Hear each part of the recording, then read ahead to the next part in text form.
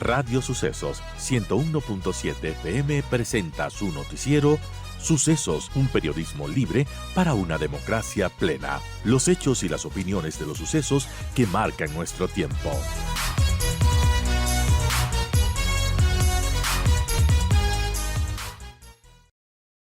Una hipótesis respecto a que el crimen se ha infiltrado en las protestas.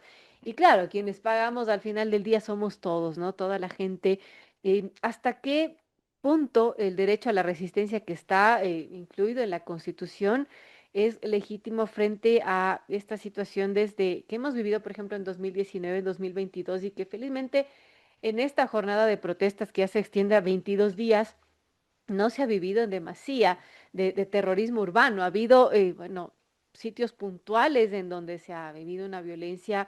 Lamentablemente tuvimos bueno, que presenciar el fallecimiento de un comunero de Efraín Fueres en estas protestas. Pero bueno, ¿cómo podemos analizar toda esta situación cuando ya se cumplen 22 días de estas protestas? ¿Qué podemos pensar también del financiamiento de las mismas? Porque claro, imagino que no son gratis.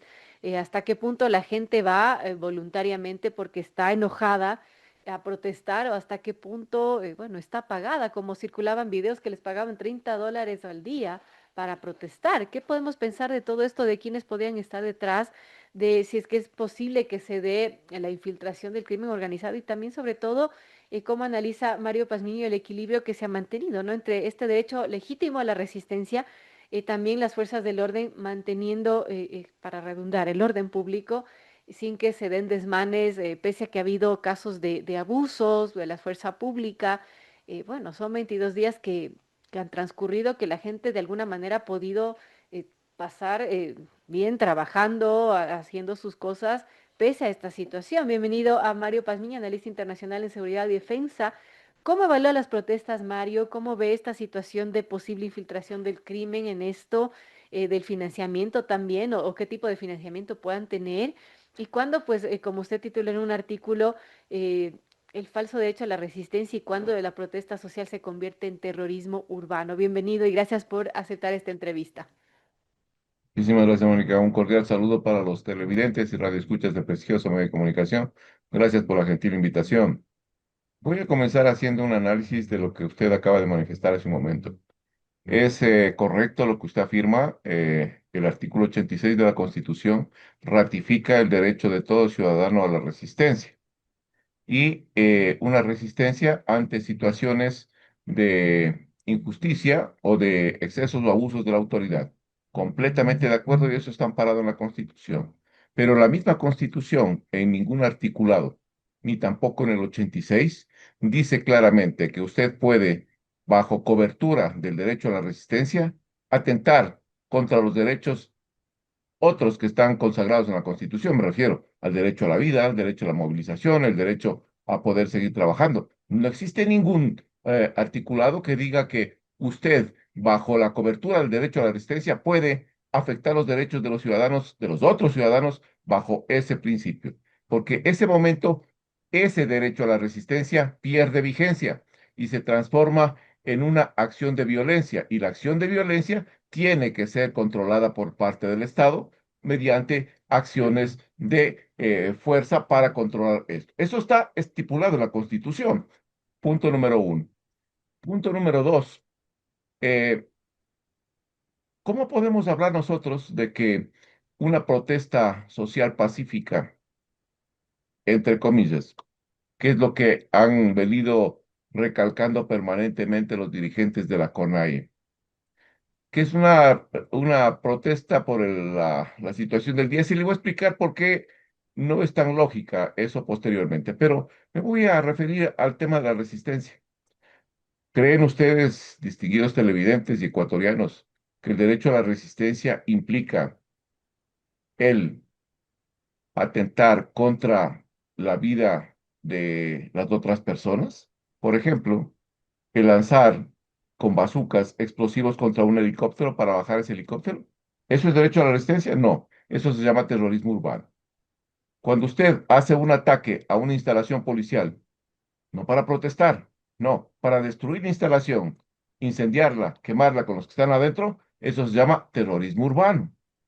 Cuando usted tiene que, o se reúnen un poco de indígenas para romper una tubería que conduce el líquido vital hacia una población, eso no se llama protesta pacífica, se llama terrorismo urbano. Cuando un convoy que va llevando alimentos para una ciudad es incendiado, eso me dicen ustedes que este es marcha pacífica, no. Eso se llama terrorismo urbano, hay que decir las cosas como son. Vamos a la siguiente parte. ¿Por qué estamos protestando o por qué están protestando el movimiento indígena? Porque el movimiento indígena dice claramente que esta subida del diésel afecta directamente al campesino y al comunero. Pues el campesino y el comunero no necesitan diésel, señores, para producir los productos. Lo que necesitan es la tierra y el agua que controlan las organizaciones indígenas para presionar a ese movimiento indígena. ¿Quién es el que verdaderamente utiliza el diésel? Es el intermediario. El intermediario que va hacia el campo recoge el quintal de papas que puede costar $5, voy a poner un valor, y lo lleva al mercado y lo vende en $25. Pero eso es, ¿qué? Un negocio privado. Es como que yo soy esa persona y tengo mi camión. Me voy a traer las papas, llevo al mercado, vendo y es mi negocio. Pero yo exijo que el Estado me dé o me subsidie el, diésel que yo utilizo. No, señores, porque el Estado no puede subsidiar un negocio privado. Exactamente pasa lo mismo con la pesca. ¿Quién tiene el bote? ¿La comunidad? No, es una persona que tiene su negocio. Va a pesca, regresa, va al mercado, vende y protesta porque necesita que le sigan pagando, todos los ecuatorianos le sigamos pagando para que él tenga su negocio privado. Lo mismo pasa con los buses, porque cada bus es un negocio privado, privado, aunque no les guste, pero es privado. Y ese negocio privado, pues no puede el Estado estar subsidiando un negocio privado. Si no, le pongo un ejemplo. Usted tiene una camioneta a diésel, yo tengo una camioneta a diésel y tengo que hacer una cantidad de cosas en el día. Entonces yo también me pongo a protestar porque necesito que el diésel me pague el Estado. No, señores, están completamente equivocados. Tercer punto de su pregunta. Hablamos sobre quién financia. Pues permítame hacer un análisis rápido. ¿A quién le interesa el caos? ¿A quién le interesa que la desestabilización reine en el país? ¿A los indígenas? No, señores.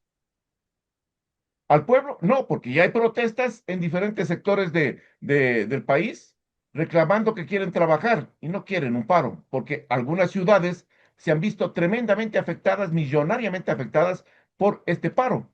Y los indígenas lo que están haciendo es presionando para que no se abran los locales. Eso es protesta pacífica.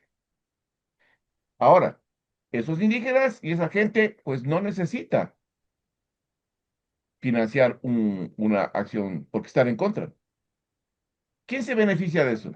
¿Se beneficia el dirigente indígena? Sí se beneficia el dirigente indígena, porque ese dirigente indígena recibe recursos desde el exterior y también de algunas organizaciones para seguir creando más caos y desestabilización. Y una parte pequeña mete a las protestas y otra parte al bolsillo izquierdo, al derecho y al que está por atrás. Pero solo a los indígenas o a los dirigentes les conviene el agudizar la crisis de desestabilización del país. No, pues hay otro actor mucho más grande e importante, porque mientras usted mueve todas las fuerzas de seguridad del Estado para controlar la desestabilización que se genera en vías, en ciudades, etcétera, pues el crimen organizado le dice muchas gracias, porque esa es la oportunidad que yo tengo para seguir sacando más droga o seguir sacando la minería ilegal. Por lo tanto, si va un dirigente, cualquiera que sea este, a golpear las puertas de los GDOs o del crimen organizado y le dice, necesito generar desestabilización, le dicen, ¿cuánto necesita? ¿Cuánto requiere? 2 millones, por citar una. No, señor, le voy a dar 7 millones para que vaya y cause un caos tremendo. Esa es la forma como el crimen organizado se beneficia de este proceso de desestabilización. Usted ha nombrado y ha dicho muy claramente, hay imágenes, no es cuestión de invenciones, hay imágenes de personas pagando. Y hay declaraciones también en diferentes redes sociales y medios de comunicación de campesinos indicando que los $20 que le dieron no alcanza para irse a protestar a Quito. O los $30 que le dieron tampoco le alcanza porque una parte tienen que dejar en la casa y otra parte tienen que utilizar para desplazarse. Esa es la forma como un paro se transforma de una legalidad a una ilegalidad, de una protesta pacífica a un acto de terrorismo urbano. Y creo que eso, en vez de beneficiar al país, lo único que hace es conmocionarlo más. Ahora, ¿por qué, Mario, a su criterio, estas protestas no han tenido la magnitud de años anteriores como 2022, lo vivido en 2019? ¿Cuál es su, bueno, su análisis de esto que está pasando? Que si hubieran sido sostenidas, no han sido tan violentas, ni tan masivas, ni tan paralizantes como en años anteriores.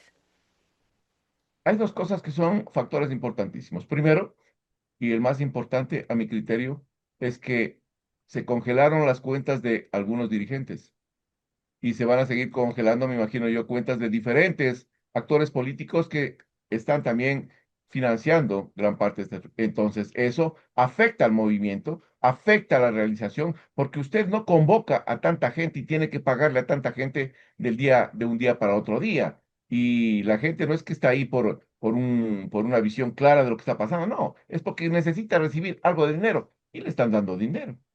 Ese era un aspecto. El segundo aspecto, a mi criterio, es que el gobierno dijo, basta de presiones de organizaciones que no representan ni el 2% de la población ecuatoriana. Poblaciones que han manifestado y siguen manifestando, me refiero a poblaciones indígenas, que hablan por todos los ecuatorianos. Pues hablarán por algunos, porque por la mayoría no hablan. La mayoría estamos en desacuerdo en que este tipo de acciones se siga presentando en el país, porque las pérdidas son cuantiosas. Pero esa situación se trasluce también en otras cosas más graves. Y las otras cosas más graves es que el gobierno, pues también se ha puesto en una posición rígida y ha dicho, ok, cada persona que violente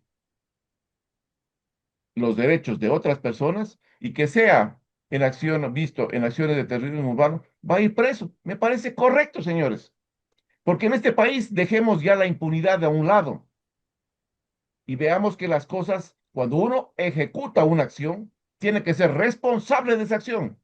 No quiere decir que yo hago algo y voy a esperar que termine el paro y me voy a la asamblea para pedir amnistía. Eso es lo que estaban acostumbrados anteriormente. Parece que en esta ocasión le salió el tiro por la culata, como se sabe decir vulgarmente. Pues no va a pasar eso, porque el presidente de la República, creo yo, está empeñado en que algunos dirigentes indígenas van a ir a parar a la cárcel. Y algunas otras organizaciones o personas que han sido descubiertas con este tipo de acciones también van a parar a la cárcel. Y no con una sanción de un mes, 2 meses, sino por terrorismo urbano. Y terrorismo urbano, de lo que yo recuerdo, está por sobre los 30 años de prisión. Entonces, vamos viendo si les gusta que la ley se aplique para todos, no solo para algunos. Compleja situación que estamos analizando con Mario Pazmiño, analista internacional en seguridad y defensa sobre las protestas. Andrés. Coronel, muchas gracias por aceptar nuestra invitación. Quiero aprovechar su Mm. experiencia como especialista en temas de seguridad, inteligencia y exdirector de inteligencia en el ejército ecuatoriano. ¿Cuáles son las estrategias, así de manera técnica, que debe llevar el gobierno para tener una posición disuasiva frente a las protestas? ¿Qué es lo que debe hacer para o hacerlo antes que los enemigos, que los antisociales? ¿Qué se debe hacer y lo está haciendo bien el gobierno? A ver, se están empleando tres tipos de manuales. El uno se llama el manual Black Bloc, que es orientado específicamente a cómo confrontar a la fuerza pública en manifestaciones. El segundo es un libro interesantísimo que se llama La Revolución Molecular Disipada, de un autor chileno. Muy interesante también este, porque él habla de que al momento ya no existen las protestas masivas, lo que se necesita es la microprotesta y crear focos de desestabilización en una ciudad. Solo Tabalo, por hacer mención, en los días más álgidos, tenía 25 de estos centros de protesta en la población que es tan pequeña de ese encuentro. En 1900, perdón, 2019, teníamos 189 o 200 centros de protesta solo en Quito. Y a esos centros tiene que ir la policía para tratar de apaciguar o controlar. Por lo tanto, la estrategia es tratar de disgregar toda la fuerza pública en diferentes sitios de protesta. El tercer elemento se llama la lógica del terrorismo. Este libro había salido hace algún tiempo atrás, creo que si no estoy mal, este libro salió por el 2012 y no había sido tan interesante hasta que apareció en Ecuador y aparecen estas protestas, lo que obliga a releer el libro. Y en ese libro aparece una cosa interesantísima. Justo este fin de semana estaba leyendo el libro y me pareció sumamente interesante. Ahí habla cómo reclutar a los ingenuos, qué tipo de discurso tengo que dar yo para que la gente se pegue a un proceso de terrorismo urbano. Estos tres elementos son los que se están aplicando. Y esos tres elementos son los que generan el caos y la distorsión en el país. Y por el lado Ahora del voy a la gobierno, pregunta. ¿cuáles ¿Qué son tiene? las estrategias que se utilizan, coronel? Perdón, Por el lado del gobierno, ¿cuáles son esas a eso estrategias que voy. se utilizan? Las estrategias que debería emplear el gobierno primero es, pues, incrementar el tema de inteligencia para poder adelantarse a los sucesos que están dándose. Por ejemplo, lo que pasó el día domingo y las acciones que se iban a presentar en la ciudad de Quito para la toma de Quito me parecieron correctas. Se anticiparon, bloquearon, neutralizaron cualquier intento de desbordamiento en la ciudad de Quito. Por eso es que no tuvo el efecto que estábamos viendo. Segundo, a mi criterio, pues la cantidad de fuerza que utilizaba anteriormente la Policía Nacional era casi mínima. Al momento, creo, si no estoy equivocado, que en Quito hay alrededor de 18.000 a 20.000 miembros de la fuerza pública solo para cumplir la misión de evitar cualquier desmán en la ciudad.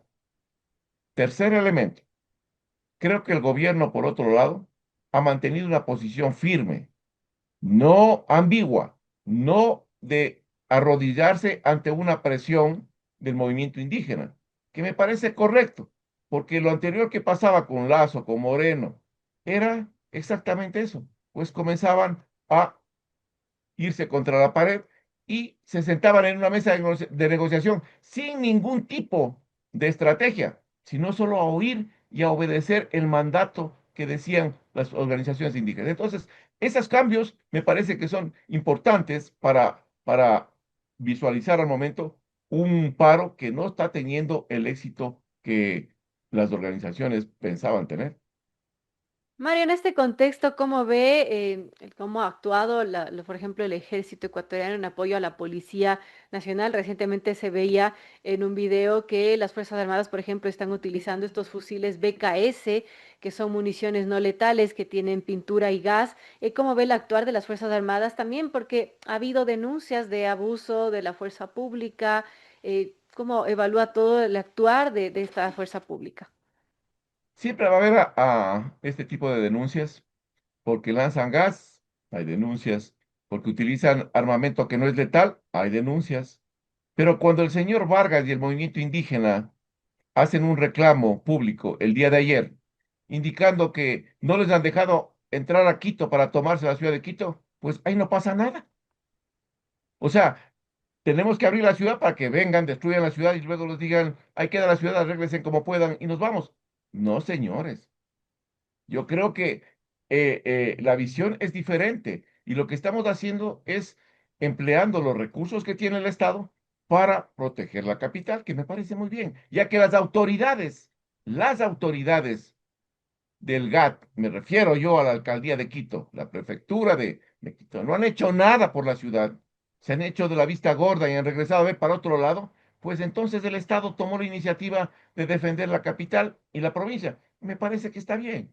Ya dejemos de estar, pues, manteniendo una posición de respaldar la destrucción de la capital. Eso es lo que algunas personas creo que tratan de hacer en Quito. Cuando salen, se incorporan por el afán, por la novelería de ir a lanzar piedras o reunirse, pues no ven las consecuencias. Lo que estamos haciendo es destruyendo, dificultando el progreso del país. Y a eso a algunos les gusta, pero esas personas se llaman anarquistas y hay que decir las cosas como se llaman. Gracias, coronel Mario Pazmiño, analista internacional en seguridad y defensa. Gracias por acompañarnos, Mario. Gracias a ustedes. Muy Muchas buen gracias, día. coronel.